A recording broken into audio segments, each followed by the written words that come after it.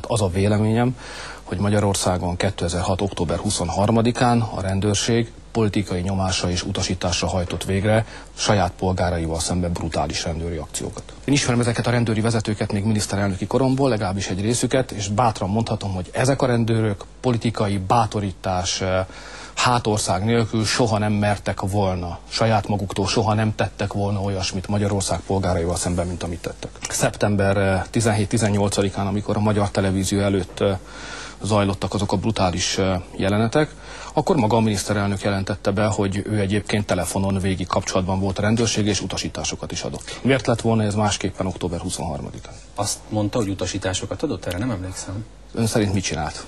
Nem tudom, mit csinált, csak mondom, nem emlékszem arra, hogy ezt mondta volna. Jó. Miniszterelnök úr, jól értelmezem a szavait, hogy ön azt mondta a rendőrség vezetőinek, hogy a leghatározottabban lépjenek fel a törvényes kereteken belül, és úgy látja, hogy ez nem történt meg. Az állításnak az első felével egyetértek. Minden rendelkezésre álló eszközzel, a törvényes keretek között a leghatározottabban, és ebben külön és kifejezetten, mondjuk úgy, hogy utasítást adtam, hogy a televíziót meg kell védeni. Legutoljára nagyjából 3 órával ezelőtt beszéltem a tábornok úr.